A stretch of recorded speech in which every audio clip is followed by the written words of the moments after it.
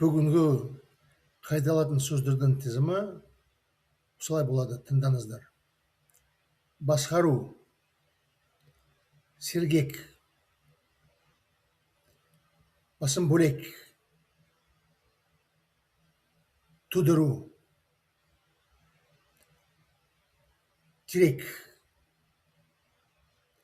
реніш, өзге, өзекті, тездейсоқ, сәт.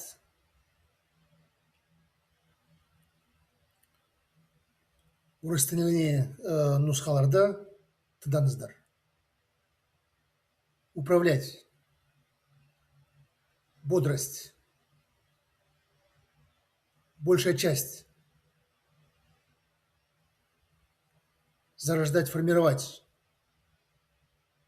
опора, огорчение, другой, ключевой, актуальный, случайный, момент, удача. Жақсы, енді шығармамды күтіп тұрыңыз.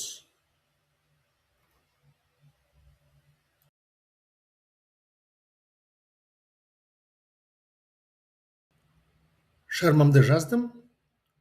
Осы сәтке дейін бұл менің ең ұзақ шығармам екен. Сіздердің назарыңызға ұсынамын, тыңдаңыздар. Огенренің Сан-Розариодағы достар әңгімесінің қазақ тіліне қайта айту. Бір оңтүстік қаланың орталығында көшеде екі банк орналасқан. Олар көшенің қарама-қарсы жағында тұрғанымен, бір-біріне соншалық жақын еді, бір банктың терезесінен екіншісінің үстелінде не жатқанын көруге болады. Банктар қатты бәсекелес болғандықтан бір-бірін қарсылас ретінде есептеді. Сол себепті олардың терезелері қалың перделермен жабық тұрған. Екеуінің бірі бірінші мал өндірісті деген банкты Сам Купер деген адам басқарды. Оның өмірінің басым бөлігі әртүрлі кәсіпке арналған еді. Олардың барлығына малшы, кәсіпші, азық-түлік өндіруші кәсіптерімен айналысқанын айтуға болады. Ол бейбіт мамандықтарымен айналысса да, жиі Апаче деген индейцтер қарсы қолына қаруды алуға мәжбүр болыпты. Абыройлы адамға айналғаннан кейін Сэм шериф лауазымға тағайындалды. Ол оның орынбасарына Том деген атты адамды алды. Сэм мен Том көп өмірдегі сынақтарды бірге көргеннен достары болған. Сэм Томды оның барлық әрекетінде сенімді терегі ретінде санады. Сол кезде Сэм салықтарды жинауға жауапты болды. Көп ақша жинап, оны темір жәшігіне салатын.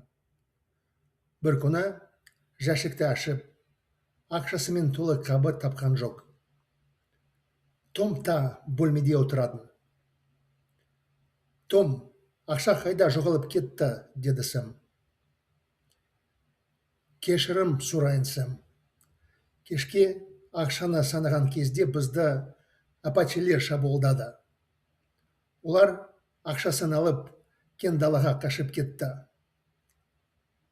Менің тапаншамда оқ болған жоқ. Қарсылық көрсете алмадым. Жарайды, Том. Саған ешқандай реніш жоқ. Апачелерге барайын, тек көбірек оқ алайын. Сәм өз бөлмесіне қайтып, жаңа жейдесін алғысы келіп, шкафты ашты. Онда ақшаға толы қабы тұрды. Бұл немене? Айғайлады Сәм. Тағы да кешірші Сәм. Мұны саған түсіндіру қиын екен. Сенің науқастығың бар екен. Оның аты лунатизм. Ұйқында сен ойды араласасың. Ұйқында сен өзі жәшіктен қабын алып, оны шкафына салды. Мен саған еш нәрсе айтқым келмеді. Айтсам сен маған қалай болса да сенбер едің. Сенің жағдайында сен өзің тапқанына күттім. Қазір бәрі келді. Рахмет, Том. Бүгіннен бастап менің саған қарызым бар. Жылдар өтті. Бір күні бірінші мал өндірісті банкіне тексеруді жасау үшін штаттағы ревизор келді. Ол кассада жеткілікті ақша таппады. Бұл лауазымды қылмысы екен деп ойлады ревизор. Сәмнің кеңсесіне келіп, одан тексеру есебіне қол қоюын сұрады. Ревизордың қатал әрі беделді маман екенін баршаға белгілі болды. Сіз өзіңіз білесіз, кассадағы жетпейтін ақша үшін мен сізді түрмеге жабуға мәжбүрмін. Сізге уақыт бере алмаймын. Маған сіздің көрші банкіңізді тексеруім де керек, деді ревизор қатты байсалды әрі сергек дауысымен. Жақсы, онда күтіп тұрыңыз. Сізге бір маңызды нәрсе айтпақпын. Бұны тек ғана жарты сағат алады.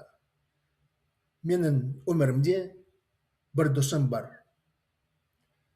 Жақсы, енді қағазыма қол қоясыз ба? Сәм сағаттың қалтасынан алып шығарды. Күтіп тұрыңыз, деді. Сол сәтте пойыздың ысқырығы жақын қашықтығынан естілді. Сәм терезеге келіп, пердені кездейсоқ көрінісімен көтеріп, терезеден қарады.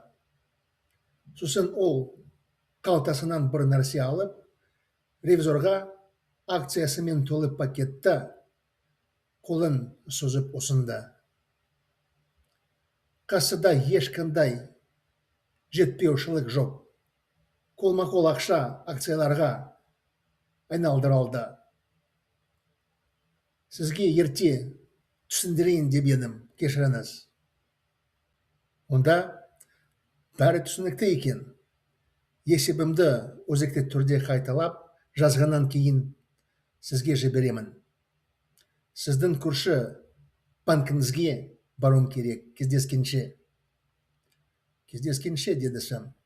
Тағы да пердесіне келіп, терезесінен көрші банктың терезесінен бәрі келді деген жазылған сөзді маңдайшасынан оқып күлімдеді.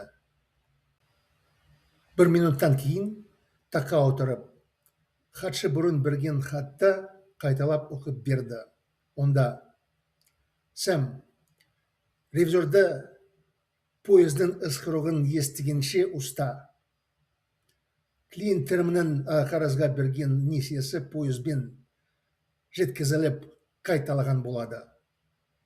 Олардан кепілдемесі болмады.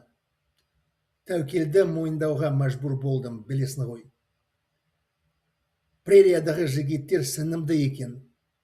Бірақ олар былтырдағы жұттағаннан кейін көп ақшасын жоғалтты.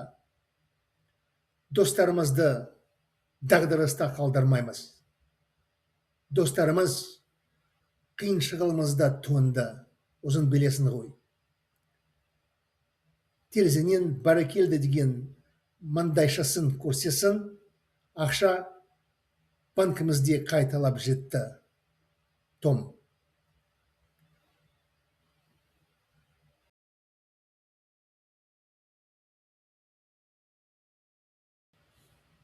Новое изложение рассказывал Генри, друзья из Сан-Розарио. На улице, в центре одного южного города, стояли два банка. Хотя они находились на противоположных сторонах улицы, они были так близко друг к другу, что из окна одного банка можно было увидеть, что лежит на столе в другом. Поскольку банки конкурировали между собой, то считали друг друга ярыми противниками. Поэтому их окна, выходившие на улицу, всегда были занавешены плотными шторами.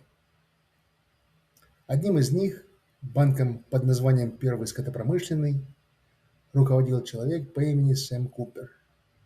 Большая часть его жизни была посвящена разным профессиям.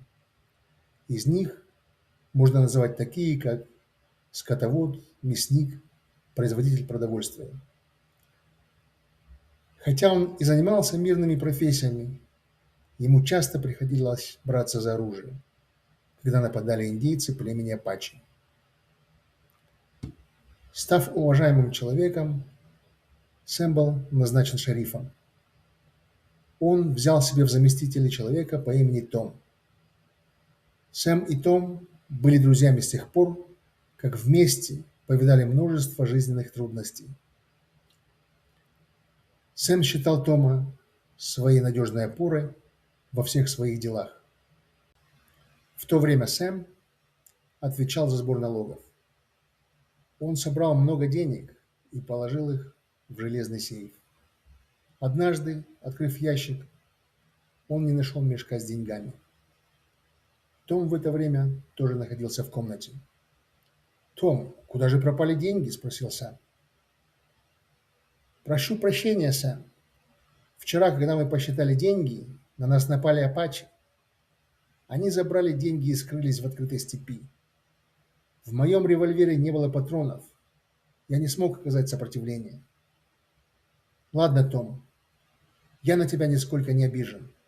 Поедем к апачи. Только возьмем побольше патронов».